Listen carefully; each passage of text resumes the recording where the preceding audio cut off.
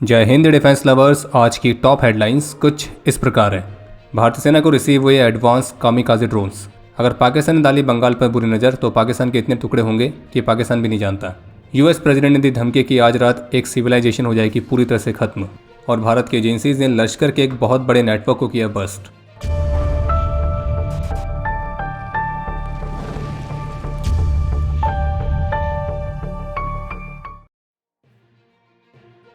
तो जैसे कि आप सभी जानते हैं कि पिछले कुछ दिनों से हमारे देश में गंदगी को आइडेंटिफाई करके उसको साफ करने के लिए स्वच्छ भारत अभियान ऑलरेडी चल रहा है। और पाकिस्तान के कई सारे आतंकी मॉड्यूल्स को हाल ही में भारत की एजेंसीज ने बस्ट किया है, जो कि भारत में बड़े आतंकी हमलों को अंजाम देने की योजना बना रहे थे। और अब इसी के तहत एक बड़ा अपडेट यह है कि अब जम्मू कश्मीर पुलिस ने भी पाकिस्तानी आतंकी संगठन या यूं कहें पाकिस्तानी सुअरों का संगठन लश्कर के एक इंटर स्टेट मॉड्यूल को बस्ट किया है। और इसमें 5 आतंकियों की गिरफ्तारी भी की गई है। और जो 5 सुअर गिरफ्तार किए गए इनमें से 2 पाकिस्तानी नेशनल्स हैं। और इन दोनों पाकिस्तानी सुअरों में से एक का नाम है अब्दुल्ला उर्फ अबू हुरैरा। और ये वो सुअर हैं जो कि 16 वर्षों से फरार था और इसने इस यूनियन टेरिटरी से बाहर भी अपने बेसिस को सेटअप किया था। अब्दुल्ला के अलावा जो दूसरा पाकिस्तानी सुअर पकड़ा गया उसका नाम है उस्मान उर्फ खुबैब। और ये खुबैब भी लगभग 10 वर्षों से अधिक समय से कश्मीर में सक्रिय था। इन्वेस्टिगेटर्स ने टोटल 19 लोकेशंस को सर्च किया था, जिसमें जम्मू कश्मीर, राजस्थान, हरियाणा, तो इन सभी की लोकेशंस शामिल हैं। इस दौरान कई सारे आपत्तिजनक मटेरियल रिकवर किए गए और इसी सर्च में इस डीप रूटेड लश्कर के नेटवर्क का भी खुलासा हुआ, जो कि आतंकियों के लिए लॉजिस्टिक्स और फाइनेंशियल सपोर्ट प्रोवाइड करने में मुख्य रूप से शामिल था। और जो 5 गिरफ्तार किए गए जिनमें से 2 के नाम हमने आपको बता दिए और जो बाकी 3 हैं वो श्रीनगर के ही निवासी हैं। उनके नाम है मोहम्मद नकीब भट्ट, आदिल राशिद भट्ट और गुलाम मोहम्मद मीर उर्फ मामा। और इन पर आरोप है कि ये भी आतंकियों के लिए खाना, शेल्टर, लॉजिस्टिकल सपोर्ट इन सब को प्रोवाइड करने में शामिल थे। और ये भी सामने आया है कि ये जो 2 पाकिस्तानी आतंकी पकड़े गए इन्होंने 16 साल पहले भारत में इन्फिल्ट्रेट किया था, यानी कि लगभग 2010 के आसपास। और तब से ही ये कश्मीर घाटी के अलग अलग डिस्ट्रिक्ट्स में एक्टिव हैं। और इन 16 वर्षों में इन्होंने लगभग 40 फॉरेन टेररिस्ट को हैंडल और कमांड किया है। हालांकि उनमें से जो अधिकतर आतंकी हैं उनको हमारी सिक्योरिटी फोर्सेस कब का होरीफाइड कर चुकी है। और इसी मामले पर न्यूज़ 24 की रिपोर्ट के मुताबिक इस नेटवर्क का एक और मेन कमांडर है, वो भी पाकिस्तानी आतंकी है और उसका नाम फिलहाल अभी खरगोश करके सामने आया है। तो वो अभी फरार है। और कहा जा रहा है कि ये खरगोश भी वैली में 16 वर्षों से एक्टिव है और उसने श्रीनगर की एक लोकल वुमेन से शादी भी करी है। और फिर उसके बाद से इसकी वाइफ और उसके पिता को हिरासत में ले लिया गया है, जिन पर खरगोश, हुरैरा और ऐसे अन्य लोगों की मदद करने का आरोप है। और न्यूज़ 24 की रिपोर्ट के मुताबिक 5 आतंकियों को गिरफ्तार करने के अलावा इनके 20 साथियों को डिटेन भी किया गया है, इसमें खरगोश की पत्नी भी शामिल है। और न्यूज़ 24 की रिपोर्ट में सीनियर पुलिस ऑफिशियल्स के हवाले से भी बताया गया कि ये जो नेटवर्क बस्ट किया गया है तो ये कश्मीर, जम्मू, हरियाणा, पंजाब, राजस्थान, दिल्ली इन जगहों पर ऑपरेट कर रहा था। और इस नेटवर्क का काम था कि पाकिस्तान से जो आतंकी घुसपैठ करके भारत में आते थे तो उनको यहाँ पे उनके ऑपरेशंस को एग्जीक्यूट करने में लॉजिस्टिक्स, खाना, शेल्टर ये सभी प्रोवाइड करते थे और बाद में भाग निकलने के लिए भी मदद करते थे। और इनकी जो एसोसिएट्स हैं, जब उनसे इंटेरोगेशन किया गया तो उनके माध्यम से कश्मीर घाटी में ही भारी मात्रा में आर्म्स भी रिकवर किए गए, जिनमें 5 AK राइफल्स, 2 पिस्टल, 6 ग्रेनेड और एम्यूनेशन भी शामिल है। और हथियारों का एक बहुत बड़ा कंसाइनमेंट तो खरगोश की वाइफ और उसके पिता के घर से भी मिला है। और बाकी जम्मू कश्मीर पुलिस द्वारा लश्कर के इस इंफ्रास्ट्रक्चर को पूरी तरह से डिसमेंटल करने के लिए ऑपरेशंस लगातार जारी हैं। और निश्चित रूप से हमारी फोर्सेस के लिए एक बहुत बड़ी उपलब्धि है, जिन्होंने लगभग 16 वर्षों के हंट के बाद आखिरकार इनको पकड़ लिया है। और लश्कर की टेरर फाइनेंसिंग, उनके लॉजिस्टिक्स और ऑपरेशंस को डिस्टर्ब करने में ये एक मेजर सक्सेस की तरह है। और इसके साथ एक बार फिर से जो हमारा निकम्मा पड़ोसी है पाकिस्तान, वो एक्सपोज हो गया है कि वो डायरेक्टली भारत में आतंकी हमलों के लिए हमेशा जिम्मेदार रहता है। टाइम्स ऑफ इंडिया की रिपोर्ट के मुताबिक गुजरात बेस्ड ड्रोन फर्म जिसका नाम है इनसाइट FPV, तो इन्होंने 10 करोड़ रुपीस के कॉन्ट्रैक्ट के तहत भारतीय सेना के लिए हंड्रेड्स ऑफ कामिकाज़े ड्रोन सप्लाई किए, जिसके लिए कॉन्ट्रैक्ट पिछले साल दिसंबर में साइन किया गया था। और ये ड्रोन्स इमरजेंसी प्रोक्योरमेंट पावर्स का इस्तेमाल करके लिए गए। हालांकि एग्जैक्टली कितनी संख्या में ये ड्रोन सप्लाई किए गए तो उसका खुलासा नहीं किया गया है। लेकिन ड्रोन्स की खास बात यह है कि ये रियल टाइम टारगेटिंग के साथ ऑटोनॉमस प्रिसिशन के साथ आते हैं। ये 120 किलोमीटर प्रति घंटा की रफ्तार को अचीव कर सकते हैं। एक सटीक स्ट्राइक के लिए इसमें AI पावर्ड गाइडेंस सिस्टम लगा हुआ है। इसका डिज़ाइन काफ़ी कॉम्पैक्ट है ताकि इसे फ्रंट लाइन पर आसानी से डिप्लॉय किया जा सके। ये 2.5 किलोमीटर्स की मैक्सिमम ऑल्टीट्यूड तक उड़ान भर सकते हैं। इनकी ऑपरेशनल रेंज 10 किलोमीटर्स तक है और ये अपने साथ 2.5 kg तक के पेलोड को कैरी कर सकते हैं। तो इसलिए इन्हें सर्जिकल स्ट्राइक ऑपरेशंस, इंसर्जेंट हाइडआउट्स के खिलाफ rapid response, high risk combat scenarios, तो इस तरह के महत्वपूर्ण रोल्स में इस्तेमाल किया जा सकता है। और ये GPS डिनाइड इन्वायरमेंट में भी ऑपरेट करने में सक्षम है। और इनको इस तरह से बनाया गया ताकि ये -35 डिग्री सेल्सियस के टेम्परेचर्स में भी रिलायबल तरीके से फंक्शन कर सकें। बाकी जैसा कि पिछले अपडेट में हमने आपको बताया था कि भारतीय सेना ने ड्रोन वॉरफेयर में अपनी कैपेबिलिटी को एडवांस करने के लिए अनमैन्ड एरियल सिस्टम्स और लॉइटरिंग म्यूनिशंस के लिए एक टेक्नोलॉजी रोड मैप को अनवील किया था, जिसमें 5 अलग अलग कैटेगरीज में करीब 30 टाइप्स के अनमैन्ड एरियल सिस्टम्स और लॉइटरिंग म्यूनिशंस की डिटेल्स शामिल हैं और जो कि पहली बार इंडस्ट्री एकेडमिया और R&D सेंटर्स को शेयर की गई है। तो इस महत्वपूर्ण डॉक्यूमेंट के लॉन्च इवेंट में सीनियर आर्मी ऑफिशियल्स की तरफ से भी कहा गया कि ये डॉक्यूमेंट हाईली कॉन्फिडेंशियल है और इसलिए अथॉरिटीज़ ने स्टेक होल्डर से आग्रह किया है कि अनऑथराइज्ड पर्सन्स के साथ इसको शेयर ना करें, क्योंकि पाकिस्तान और चाइना निश्चित रूप से इन डॉक्यूमेंट्स को प्राप्त करना चाहेंगे। बाकी इसके अलावा एक और महत्वपूर्ण अपडेट है कि भारतीय वायुसेना प्रमुख air chief marshal AP Singh US की ऑफिशियल विजिट पर हैं और उनके इस विजिट का प्रमुख उद्देश्य रहेगा भारत और US के बीच डिफेंस टाइज को और मजबूत करना। और उम्मीद की जा रही कि इस दौरान जो तेजस फाइटर्स के इंजन्स की डिलीवरी में डिले हो रहा है, तो इस वाले मुद्दे को भी उठाया जा सकता है। भारत के डिफेंस स्टार्टअप्स को सपोर्ट करने के लिए भारतीय सेना ने 250 करोड़ रुपीस के एनुअल फंड को प्रपोज किया है और इस फंड का नाम है FECA फंड, यानी कि field exploitation and capability acceleration.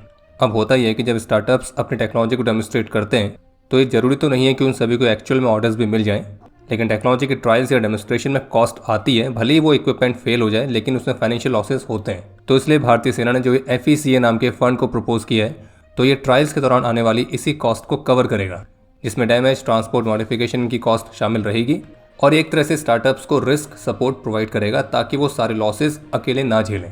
इसके तहत एक ऐसे सिस्टम को बनाने की योजना है जिससे स्टार्टअप्स को उनके सिस्टम्स डेमोन्स्ट्रेट करने के लिए 3 से 4 महीने मिले, वो रियल कंडीशंस में उनको टेस्ट कर सकें। अगर सफल रहते हैं तो एक छोटा सा इनिशियल ऑर्डर भी मिले उस सिस्टम की बाकी के परफॉर्मेंस का आकलन करने के लिए, और अगर वो परफॉर्मेंस सही रहती है तो फिर बाद में बड़े ऑर्डर्स मिलेंगे।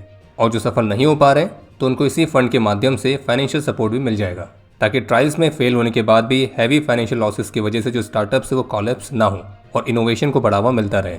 और फिलहाल अभी इस प्रस्ताव को भारतीय रक्षा मंत्रालय रिव्यू कर रही है। इसके अलावा एक अपडेट यह है जिसमें हिंदुस्तान टाइम्स की तरफ से रिपोर्ट जारी करके बताया गया कि 18 सरेंडर्ड माओइस्ट जो कि गुरिल्ला फोर्सेस में IEDs को हैंडल करते थे, तो अब उन्हें छत्तीसगढ़ में स्थित counter terrorism and jungle warfare college में सिक्योरिटी पर्सनल को ट्रेन करने के लिए इंडक्ट किया गया है। और इस इनिशिएटिव का उद्देश्य यह है कि जो माओइस्ट सरेंडर करके मुख्य धारा का हिस्सा बने, तो अब उनकी जो टेक्निकल एक्सपर्टीज़ है उसका इस्तेमाल किया जाए एंटी माओइस्ट ऑपरेशंस में सिक्योरिटी फोर्सेस की ऑपरेशनल प्रिपेयर्डनेस और टैक्टिकल कैपेबिलिटी को और बढ़ाने के लिए।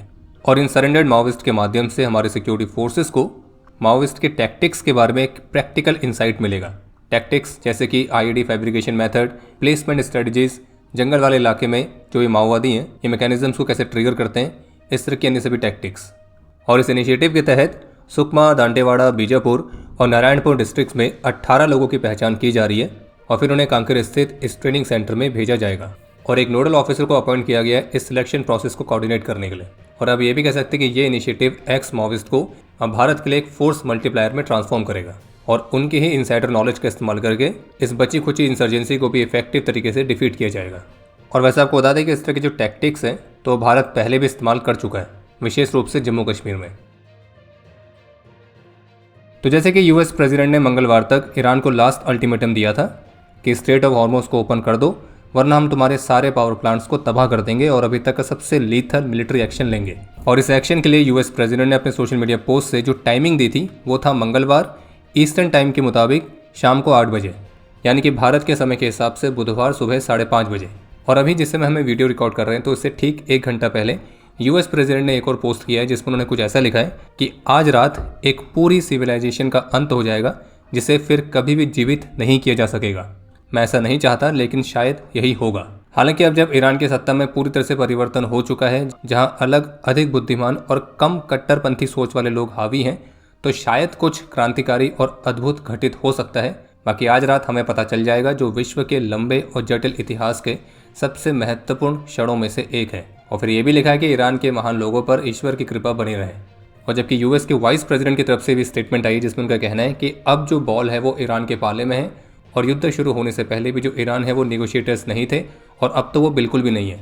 हम मानते हैं कि कभी कभी एक व्यक्ति से दूसरे व्यक्ति तक संदेश पहुंचने में देरी होती है, लेकिन हमें पूरा भरोसा है कि हमें पॉजिटिव या नेगेटिव दोनों ही तरीके से ईरान की तरफ से प्रतिक्रिया मिलेगी और हमें आज रात 8 बजे तक ईरान से जवाब मिल जाएगा। और हम उम्मीद कर रहे हैं कि वो सही जवाब देंगे और वहीं दूसरी तरफ ईरान की तरफ से अभी तक जो रिस्पांस देखने को मिला है उसमें ईरान की IRGC का कहना है कि हम भी अपना अब धैर्य खो चुके हैं और ईरानियन IRGC ने इस रीजन में उनकी नेबरिंग कंट्रीज़ को वार्निंग दी है कि अगर अमेरिका ने हमारे इंफ्रास्ट्रक्चर्स को टारगेट किया तो हम अमेरिका और उसके पार्टनर्स के इंफ्रास्ट्रक्चर्स को टारगेट करेंगे, और वो भी इस हद तक कि अमेरिका और उसके सहयोगी देश कई वर्षों तक इस क्षेत्र के तेल और गैस से वंचित रह जाएंगे। और ये भी कहा है कि अमेरिका के जो रीजनल पार्टनर्स हैं उनको ये भी पता होना चाहिए कि अब तक हमने अच्छे पड़ोसी संबंधों के लिए काफ़ी संयम बरता है, लेकिन अब वो संयम खत्म हो रहा है। और ईरान की IRGC का ये कहना है कि अगर अमेरिकन आर्मी ने रेड लाइन क्रॉस करी तो ईरान का रिस्पॉन्स इस रीजन के भी बियॉन्ड एक्सटेंड होगा। तो ईस्टर्न टाइम के हिसाब से अब हर किसी को रात 8 बजे का इंतजार है। और वहीं इस पर ईरान के प्रेसिडेंट की तरफ से भी स्टेटमेंट आ चुकी है जिसमें कहा गया है कि ईरान की रक्षा के लिए 14 मिलियन से अधिक ईरानी अपने प्राणों की आहुति देने को तैयार हैं। और उनका आगे ये भी कहना था कि मैं भी ईरान के लिए अपनी जान देने को तैयार हूँ। जबकि ईरान की जो IRGC है तो उसने तो अपने डबल रॉकेट लॉन्चर सिस्टम को अनवील किया है।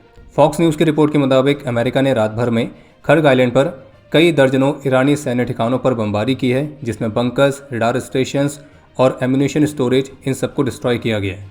और बाकी दुनिया भर में ईरान के जो एम्बेसीज हैं तो वो अपनी पोस्ट के माध्यम से US प्रेसिडेंट को लगातार मॉक करने में लगी हुई हैं।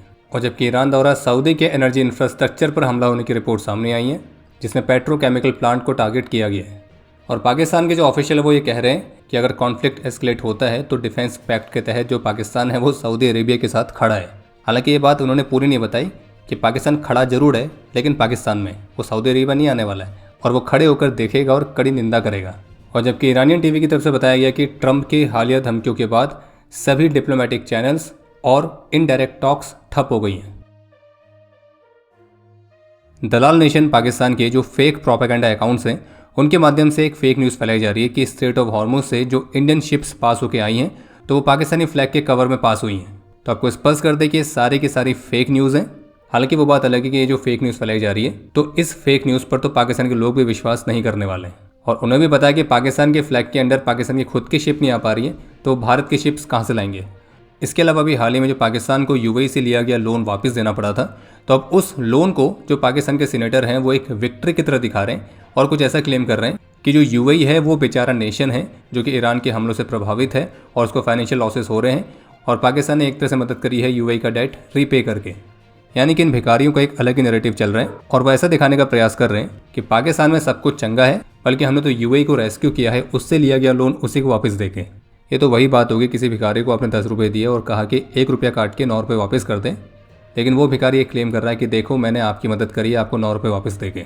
और रियलिटी पाकिस्तान को पता है कि पाकिस्तान में सब कुछ चंगा नहीं है, बल्कि पाकिस्तान तो खुद नंगा है और नंगा नहाएगा क्या और निचोड़ेगा क्या। इतना ही नहीं बल्कि पाकिस्तानी प्राइम मिनिस्टर के जो स्पेशल असिस्टेंट हैं वो तो ये दावा करते हुए देख रहे हैं कि भारत में तो किसी भी कीमत पर पेट्रोल उपलब्ध नहीं है, पाकिस्तान में कम से कम 500 रुपये लीटर में मिल तो रहा है। और हमें पूरी उम्मीद है कि पाकिस्तान की कुछ आवाम इस बात का यकीन भी कर रही होगी। बाकी अभी पाकिस्तान के रक्षा मंत्री ने जो कोलकाता पर हमला करने की धमकी दी थी तो उस पर भारतीय रक्षा मंत्री का एक जवाब आया है जिसमें उनका कहना है कि 1971 में भी पाकिस्तान ने बंगाल पर एक बुरी नज़र डालने का प्रयास किया था और उसके 2 टुकड़े हो गए थे, और अब दोबारा से ऐसी हरकत करी तो फिर भगवान ही जानता है कि पाकिस्तान के इस बार कितने टुकड़े होंगे। बाकी आपको बता दें कि अभी जिस समय हम वीडियो रिकॉर्ड कर रहे हैं तो ईरान में जो भारतीय एम्बेसी है उसने अपने सभी भारतीय नागरिकों के लिए एक एडवाइजरी जारी करी है और कहा है कि अगले 48 घंटों तक ईरान में वे जहां भी हैं वहीं रहें और कोई भी इलेक्ट्रिक या मिलिट्री इंस्टॉलेशंस के पास जाना अवॉइड करें और घर के अंदर रहें।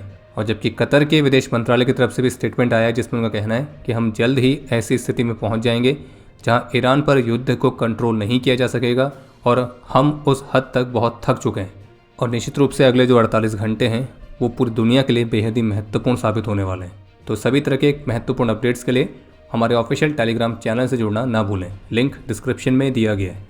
और अब समय है आज के इतिहास का। आज के दिन 2017 में छत्तीसगढ़ में एक IED ब्लास्ट में हमारे कैनाइन वॉरियर क्रैकर ने अपना सर्वोच्च बलिदान दिया था। आज के दिन 2007 में एवलॉन्च में हवलदार प्रभु किरके, लांस नायक बिहारी मरांडी और सिपाही कुलदीप लाकरा ने अपना सर्वोच्च बलिदान दिया था। और आपके लिए आज का प्रश्न है कि वो कौन सी मिलिट्री एक्सरसाइज है जिसमें पहली बार भारत ने अपने इंटीग्रेटेड थिएटर कमांड वाले कॉन्सेप्ट को टेस्ट किया था। और अब समय है आज के टॉप 3 कमेंट्स का जो ये रहे आपकी स्क्रीन पर।